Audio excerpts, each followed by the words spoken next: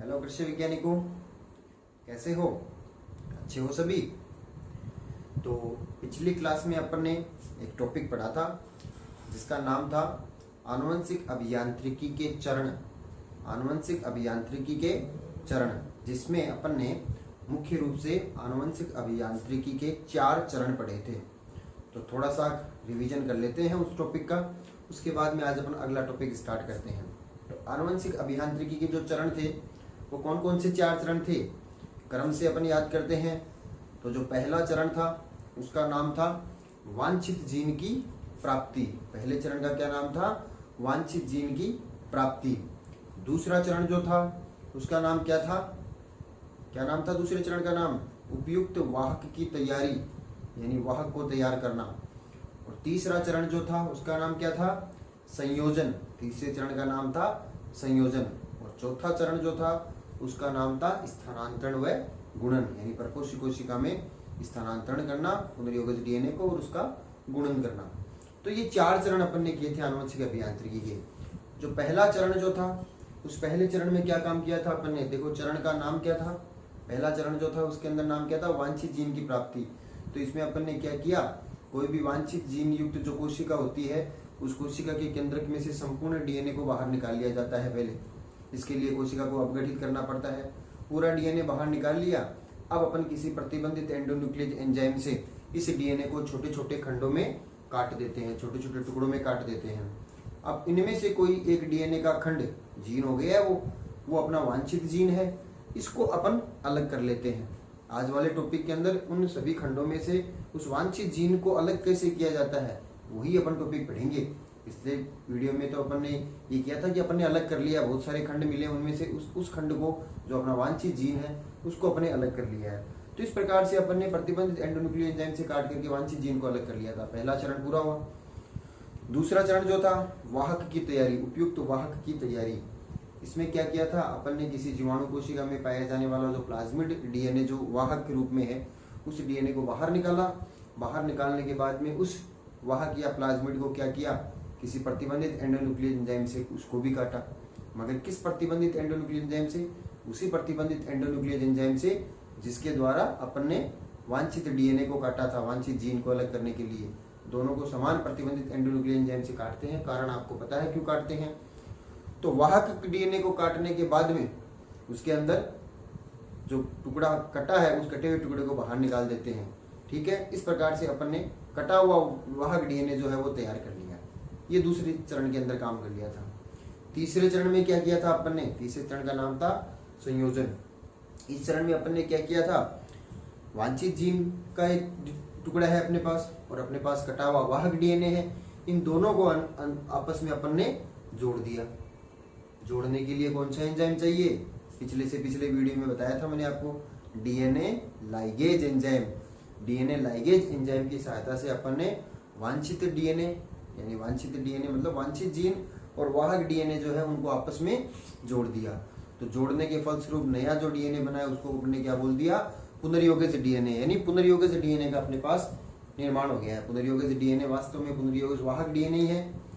अब चौथे चरण आ गया। चौथा चरण में क्या किया था अपन ने? इस पुनर्योगज वाहक डीएनए को किसमें स्थानांतरित कर दिया था? वापिस उसी जीवाणु कोशिका में स्थानांतरित कर दिया जिससे इस वाहक डीएनए को बाहर निकाल लिया। ठीक है, वापिस स्थानांतरित करने के बाद में क्या होगा?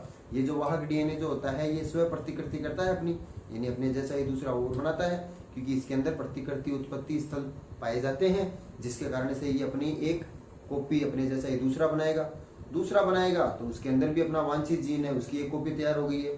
धीरे धीरे इस जीवाणु कोशिकाओं में जनन होगा, तो जितनी भी संतति जीवाणु कोशिकाएं बनेगी उन सभी जीवाणु कोशिकाओं के अंदर अपना वांछित जीन जो है उसकी एक एक प्रति यानी एक एक कॉपी तैयार होती जाएगी। इस प्रकार से संवर्धन माध्यम के अंदर जितनी ज्यादा जीवाणु कोशिकाएं उन सभी उतनी ही ज्यादा अपने वांछित जीन हो गई। तो अपने वांछित जीन का क्या कर लिया? यहाँ पर गुणन कर लिया। बहुत सारे वांछित जीन अपने पास तैयार हो गए। एक था, बहुत सारे तैयार कर लिए हैं। किसकी सहायता से कर लिया है? वाहक डीएनए की सहायता से कर लिया है। अब इस वांछित जीन का क्या कर सकते हैं अपन? इस वांछित जीन से या तो सीधे ही अपन इनके द्वारा जो प्रोटीन मिल रही है अपन को औद्योगिक स्तर के ऊपर, प्रोटीन जो उत्पाद है इनका वो अपन प्राप्त कर सकते हैं, या इन वांछित जीन को अपन क्या कर सकते हैं? किसी पादप में या किसी जंतु में स्थानांतरित करके और ट्रांसजेनिक जंतु या ट्रांसजेनिक पादपों का निर्माण कर सकते हैं। तो इस प्रकार से अपन ने पिछले वीडियो के अंदर आनुवंशिक अभियांत्रिकी के 4 चरण पढ़े थे। इन चारों चरणों को मैंने थोड़ा रिवाइज करा दिया है और चारों चरणों का एक साथ एक सामूहिक चित्र भी बना करके मैंने आपको बताया था, जिसका आपको मैंने PDF के अंदर वो चित्र भी भेजा है जो आपने नोट्स में बना लिया होगा। आज के वीडियो के अंदर अपन को एक टॉपिक पढ़ना है। उस टॉपिक का नाम है जेल विद्युत कण संचलन। टॉपिक का नाम है जेल विद्युत कण संचलन, जिसका एक नाम और है जेल इलेक्ट्रोफोरेसिस। जेल इलेक्ट्रोफोरेसिस, 2 नाम हुए हैं इस टॉपिक के। या तो अपने इसे बोल सकते हैं शुद्ध हिंदी के अंदर जो नाम है जेल विद्युत कण संचलन, तो ये इंग्लिश में इसका नाम होता है जेल इलेक्ट्रोफोरेसिस। ये आज का अपना टॉपिक रहेगा।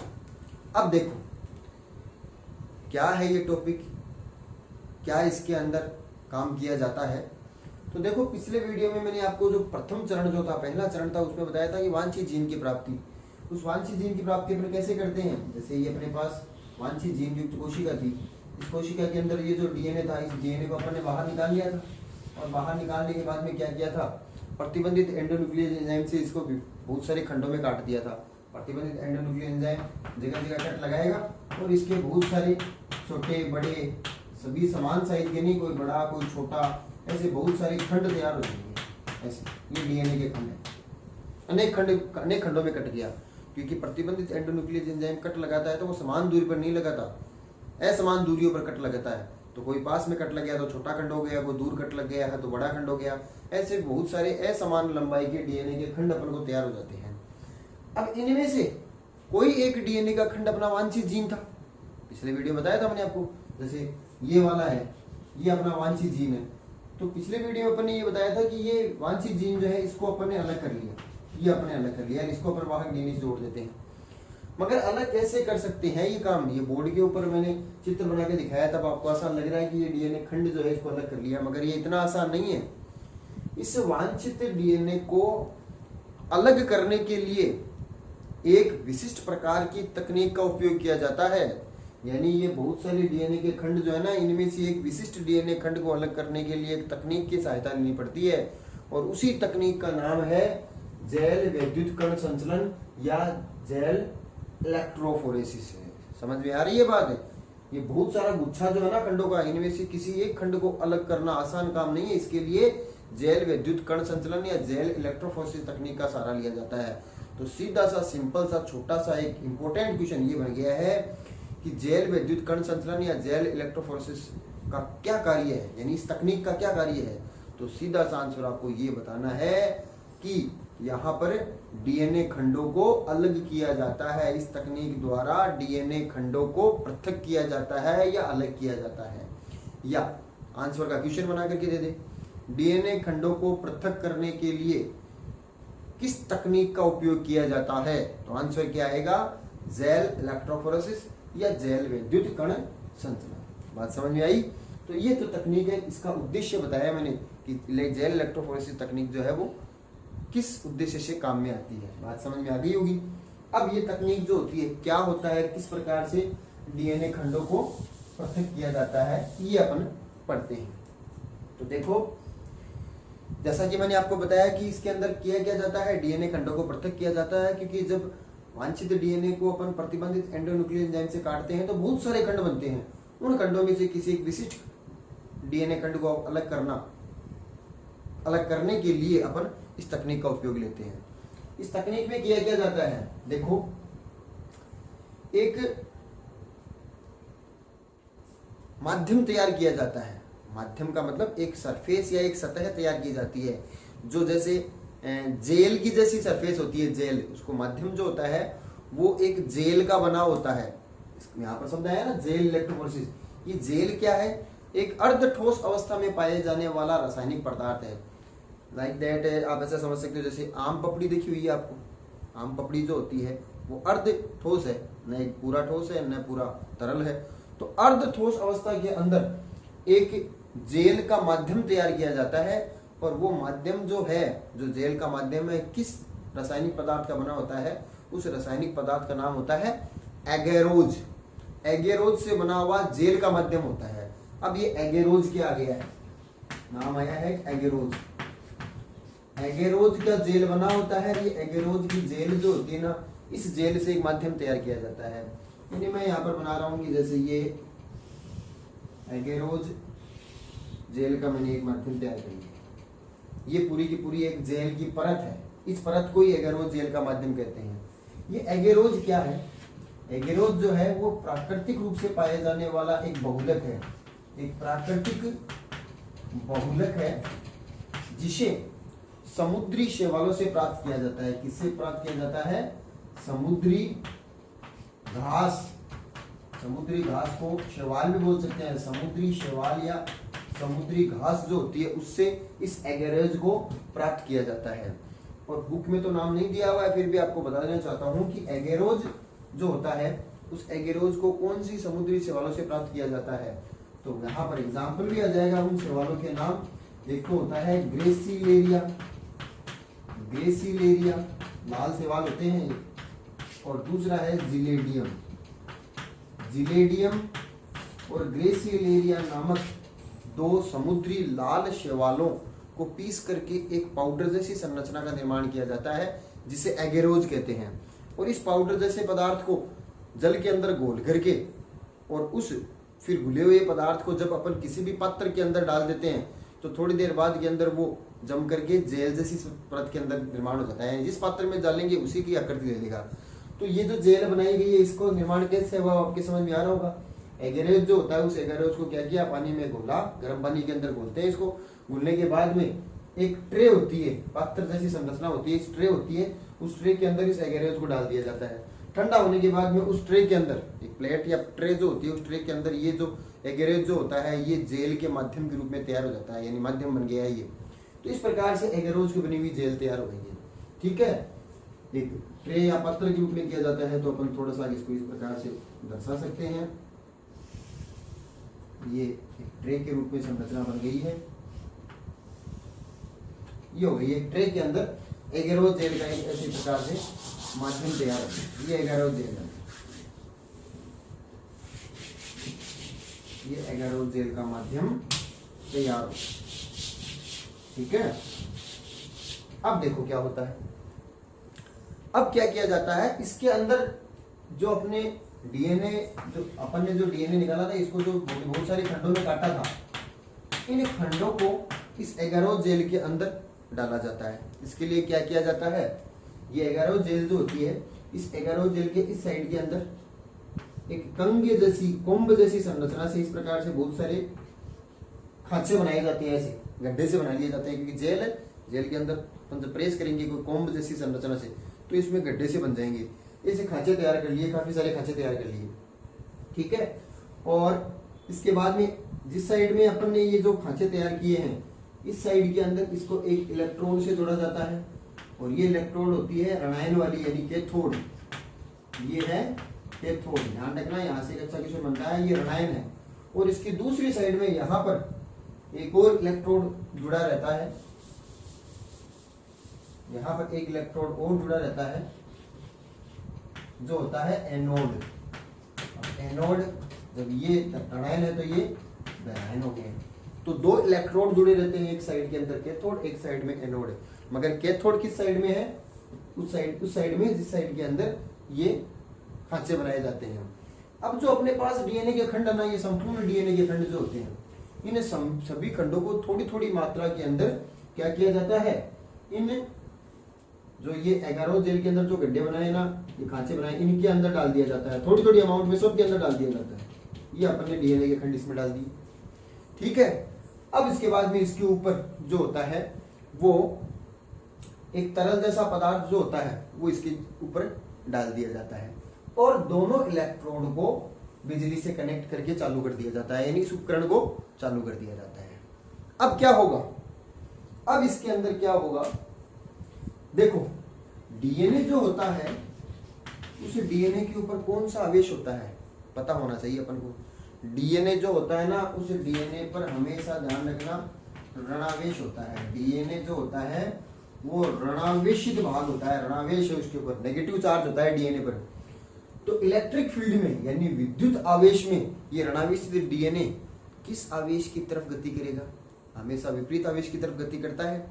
तो ये इलेक्ट्रिक फील्ड में या विद्युत क्षेत्र के अंदर ऋणावेशित डीएनए जो होता है हमेशा एनोड यानी धनावेश की तरफ गति करता है।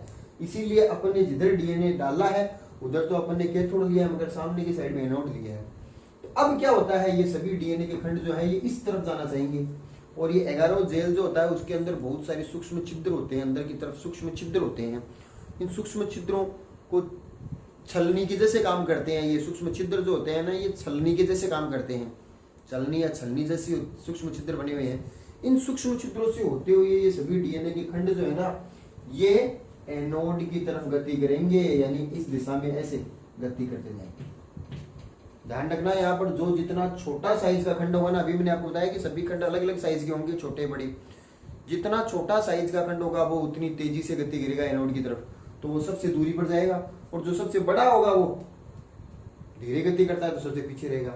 इसी प्रकार से यहाँ पर जितने भी अपने डीएनए के खंड डाले हैं वो भी ऐसे गति करते हैं, यहाँ पर है वो भी ऐसे गति करते हैं। नहीं कि एक के नीचे एक है, वो दूरी पर भी आ सकते हैं, कहीं पर भी बन सकते हैं। ये इस प्रकार की संरचना, यानी जितने भी डीएनए खंड अपने पास जो गुच्छे में थे ना, उनको अपने क्या किया है, एक फिक्स लाइन के अंदर अरेंज कर दिया है।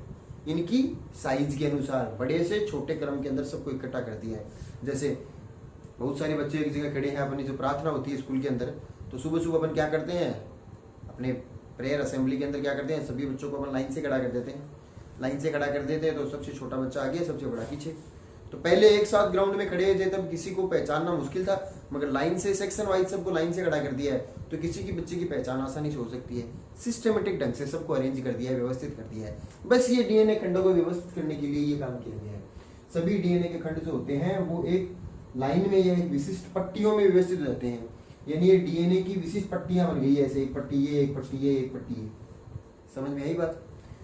ये डीएनए की जो पट्टियां जो है ना, ये किस पर है, एगारो जेल के ऊपर बनी हुई है। यानी एगारो जेल में छलनी प्रभाव के कारण ये डीएनए की जो है वो पट्टियां बन गई है, डीएनए के खंडों की ये पट्टियां बन गई है।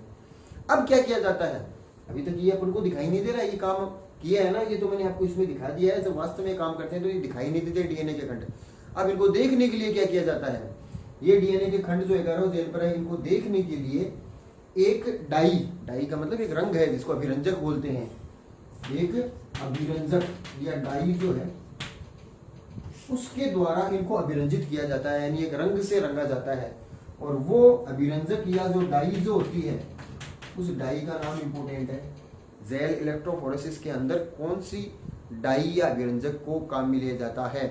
समझ में आई बात? किस काम में लिया जाता है? इन डीएनए खंडों को रंगने के लिए, डीएनए खंडों को अभिरंजित करने के लिए जिस डाई का उपयोग किया जाता है उसका नाम है इथिडियम ब्रोमाइड। इथिडियम ब्रोमाइड नाम की एक अभिरंजक या डाई है जिसके द्वारा इन सभी डीएनए खंडों को अभिरंजित कर दिया जाता है, यानी रंग दिया जाता है, क्योंकि देखना है। अब इससे रंगने के बाद में भी तुरंत दिखाई नहीं दी है। इसके बाद में क्या किया जाता है, इथिडियम ब्रोमाइड से रंगने के बाद में पराबैंगनी प्रकाश से अनावृत किया जाता है, यानी पराबैंगनी प्रकाश इसके ऊपर डाला जाता है। अपने अभिरंजित कर लिया, दिखाई नहीं दिया, मगर अब इसके अंदर पराबैंगनी प्रकाश डाला जाता है इसके ऊपर। पराबैंगनी प्रकाश की उपस्थिति में ये डीएनए खंड जो इथिडियम ब्रोमाइड नामक डाई से अभिरंजित है, ये पराबैंगनी प्रकाश की उपस्थिति में इथिडियम ब्रोमाइड से अभिरंजित किए हुए डीएनए के खंड जो होते हैं ये नारंगी रंग की, ध्यान रखना, ऑरेंज कलर, नारंगी रंग की पट्टियों के रूप में दिखाई देते हैं। ये नारंगी रंग की पट्टियां मैं आपको पहले ही दिखा रहा हूं। ये संरचना कब दिखाई दी है? पहले डीएनए के खंड सभी सेपरेट हो गए थे, पट्टियां बन गई थी, मगर इनको इथिडियम ब्रोमाइड नामक डाई से अभिरंजित किया। अभिरंजित करने के बाद में पराबैंगनी प्रकाश से अनावृत किया, जिसके कारण ये डीएनए के खंड जो होते हैं ये नारंगी रंग की पट्टियों के रूप में दिखाई देते हैं। अब आसानी से नजर आने लग गए हैं। अब अपन को किसी एक निश्चित डीएनए खंड को अलग करना है, जैसे बच्चों की लाइन बनाई, किसी एक बच्चे को अलग करना है तो आसानी से अपन उस बच्चे को अलग कर सकते हैं। वैसे ही इसमें से किसी भी डीएनए खंड को अगर अलग करना है तो अब अपन क्या करेंगे, इस जेल को, जैसे ये वाला खंड है, ये वाला खंड जो है ना, ये अपना वांछित जीन है, तो अपन क्या करेंगे, ये चारों तरफ से इसको जेल जो है ना, इस जेल सहित ही चाकू की सहायता से इस जेल को काट लेंगे।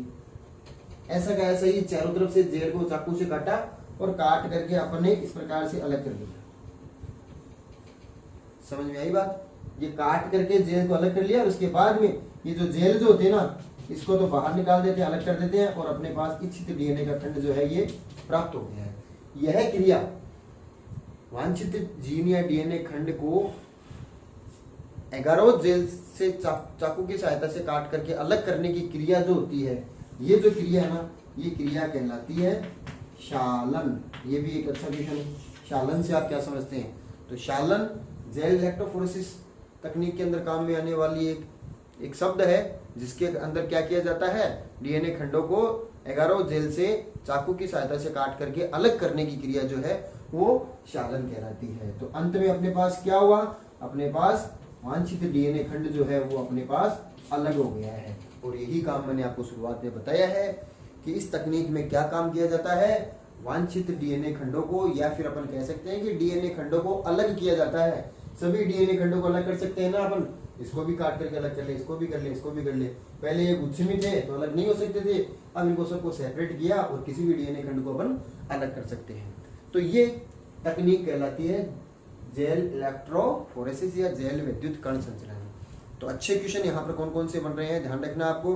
पहला तो इस तकनीक का काम पूछ लेते हैं या काम देकर के तकनीक का नाम पूछ लेते हैं, और दूसरा ब्रोमाइड, इथिडियम ब्रोमाइड डाई कौन सी डाई से विरंजित किया जाता है, तो इथिडियम ब्रोमाइड डाई का नाम पूछ लिया जाता है, और तीसरा शालन वाला। या 3 नंबर का बड़ा क्वेश्चन पूरी की पूरी तकनीक का वर्णन और चित्र साथ में पूछा जाता है, तो बड़ा क्वेश्चन ये बनता है। तो ये आज का अपना टॉपिक पूरा होता है। अगले टॉपिक के अगले वीडियो के अंदर एक नए टॉपिक के साथ फिर मिलते हैं। Thank you.